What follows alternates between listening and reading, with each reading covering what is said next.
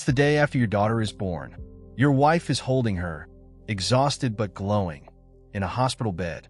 And you're on the phone with a colleague because someone at work joked that Friday between 1 and 2 would be a bad time to have a baby since there's a client meeting. And when they ask if you're coming, you say yes. That's not a hypothetical. That's exactly what happened to Greg McKeown, a Stanford-trained author and consultant, on the day his daughter was born. He left his wife in the hospital, drove to a meeting that accomplished literally nothing, and came home to a devastating realization. If you don't prioritize your life, someone else will. That single sentence became the seed for one of the most quietly radical business books of the last decade, Essentialism, the disciplined pursuit of less. This isn't a productivity hack book. It's not about doing more in less time. It's about something far more uncomfortable, admitting that almost everything you're doing right now doesn't matter, and having the courage to stop doing it. By the end of this video, you'll understand why busy and important are not the same word, why saying no might be the most powerful skill you never learned, and why doing less, but better, is the actual formula for a life that matters. Let's get into it. McKeown opens with a story about an executive drowning in meetings after his company got acquired. A mentor gives him strange advice. Do only what you do as a consultant and nothing else. The executive starts saying no. He skips meetings he's only invited to, not needed at. He stops volunteering for last-minute assignments. He's terrified at first. This feels selfish, even reckless. The result? His performance ratings go up. He gets one of the largest bonuses of his career. Nobody resents him. If anything, people respect him more. This is the basic value proposition of essentialism. Only once you give yourself permission to stop trying to do it all can you make your highest possible contribution. McKeown contrasts two ways of living. The non-essentialist thinks I have to, it's all important, and how can I fit it all in? The essentialist thinks I choose to, only a few things really matter. And what are the trade-offs? Picture the same amount of energy split two ways. Spread across 100 activities, you get a millimeter of progress in a million directions. Focused on a handful, you get massive progress on what actually counts. Same effort, wildly different outcome. Why does almost everyone default to the non-essentialist path? McKeown blames three forces. Too many choices flooding us daily, intensifying social pressure now amplified by technology, and the seductive lie that you can have it all. That lie is baked into job postings demanding 20 skills, into corporate value statements listing 10 priorities, which ironically means nothing is actually prioritized. Fun fact, the word priority was singular for 500 years. We only pluralized it in the 1900s, as if changing the word could bend reality. Three ideas form the philosophical bedrock of the whole book. First, choice. McKeown tells his own story. As a young law student in England, he felt trapped, studying law at all hours while secretly reading management books and writing on the side, trying to do it all, succeeding at none of it. A chance conversation made him realize he had never actually chosen law school.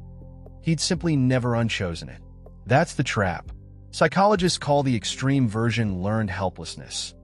Famously shown in an experiment where dogs given no control over an electric shock eventually stopped trying to escape it, even when escape became possible. Humans do this too. When we forget we have a choice, we hand that choice to someone else by default. Second, discernment. The idea that almost everything is noise and only a few things are exceptionally valuable. McKeown invokes the Pareto principle. Roughly 20% of effort produces 80% of results. Warren Buffett has said his investment philosophy borders on lethargy. He owes 90% of his wealth to just 10 investments. The lesson: hard work matters, but working on the right thing matters exponentially more. Third, trade-offs. You cannot do it all full stop. McKeown tells the story of Southwest Airlines' Herb Kelleher, who deliberately chose not to serve meals, not to assign seats, not to fly everywhere. Competitors like Continental tried to copy the low-cost model while keeping their old one, a straddled strategy, and it cost them hundreds of millions of dollars before their CEO was fired. The essentialist doesn't ask, how can I do both? They ask the harder, more honest question, which problem do I want?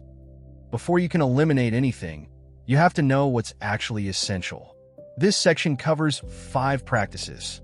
Escape. You need unstructured space to think.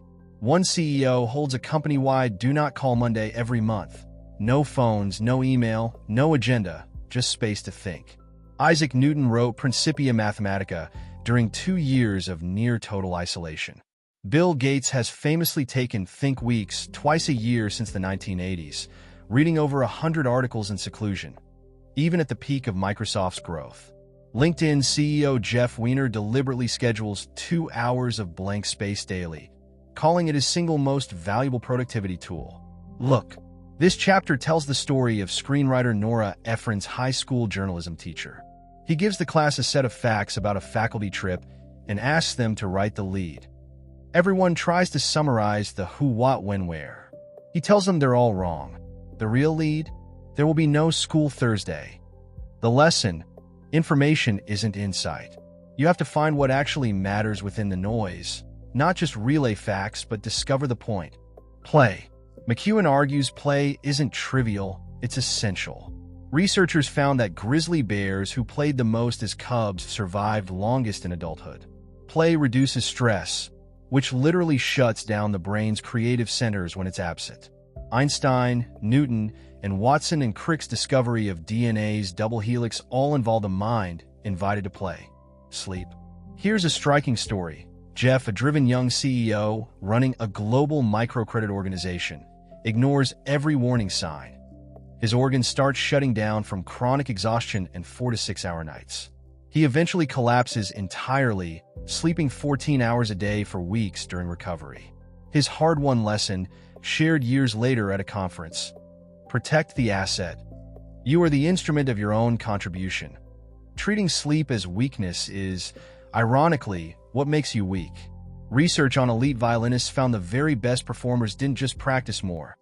They also slept nearly an hour more per night than average, plus almost 3 hours of weekly napping. Select. This is where McKeown introduces one of the book's most practical tools, the 90% rule. When evaluating any option, score it 0 to 100 on the single most important criterion. Anything below a 90 gets automatically rejected. No lingering in the tempting middle ground of pretty good.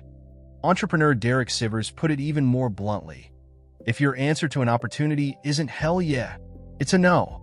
Knowing what's essential isn't enough. You have to actively cut everything else. Clarify. Teams without a clear purpose default to office politics or aimless. Everything is good busy work. McKeown's fix is the essential intent, a goal that's both inspirational and concrete. Compare vague mission statements like "we value passion, innovation, and execution." Meaningless. Who doesn't value those? To Brad Pitt's post-Katrina nonprofit, whose entire mission was build 150 affordable, storm-resistant homes in New Orleans' Lower Ninth Ward. Concrete. Measurable. Impossible to misinterpret. Dare. This chapter is about the courage to say no. Rosa Parks' refusal to give up her bus seat is framed not as an act of general boldness.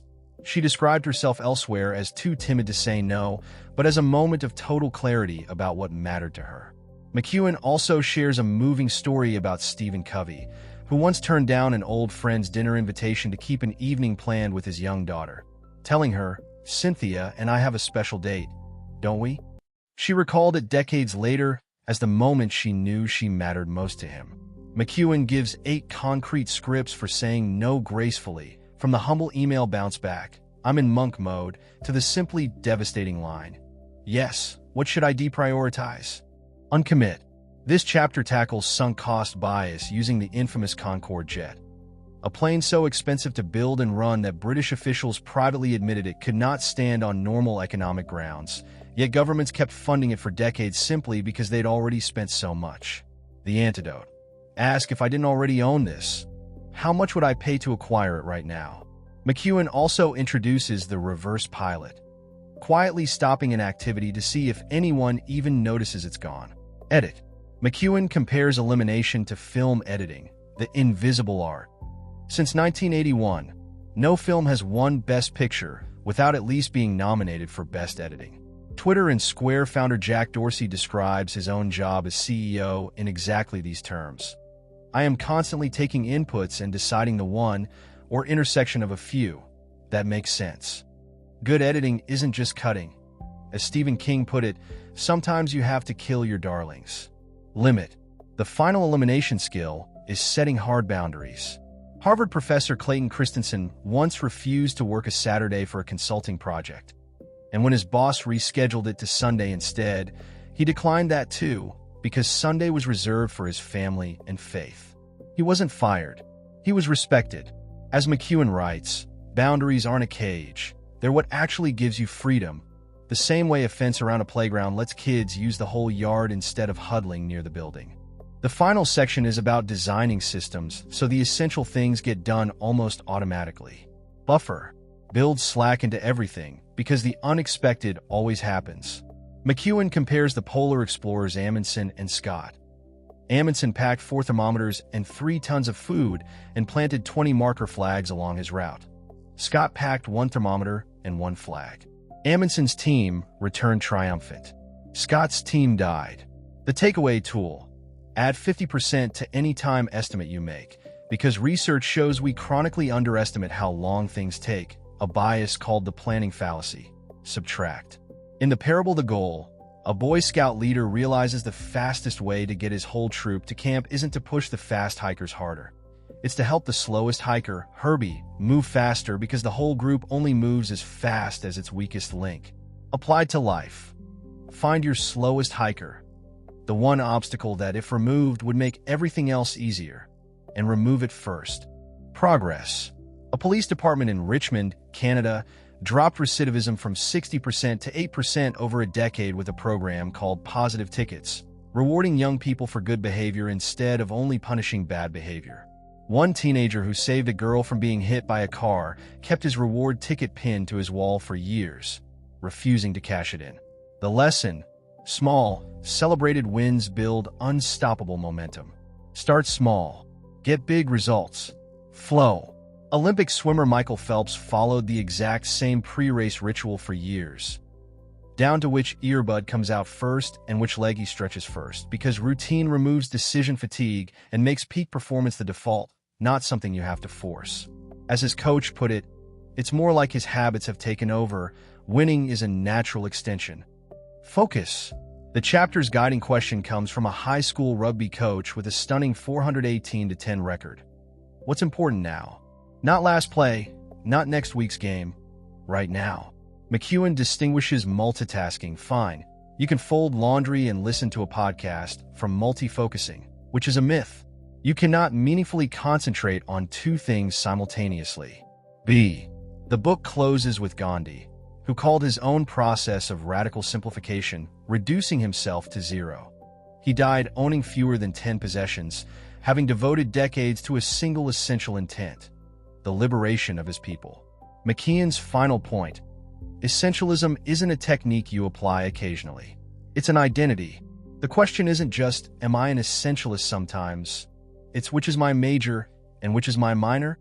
McKeown ends the book with a simple, almost blunt challenge, borrowed from the poet Mary Oliver. Tell me, what is it you plan to do with your one wild and precious life? Essentialism isn't about squeezing more into your day. It's about admitting that almost everything competing for your attention is noise, and that the antidote isn't a better calendar app. It's courage. The courage to explore before committing, to eliminate what doesn't serve your one true intent, and to build systems that make the essential things almost effortless to execute. So here's the question worth sitting with. If you could be excellent at only one thing right now, what would it be? And what are you willing to say no to in order to go all in on it? That's Essentialism by Greg McKeown. If this summary helped you cut through your own noise, subscribe for more 15-minute book breakdowns, and let me know in the comments, what's the one non-essential thing you're going to eliminate this week?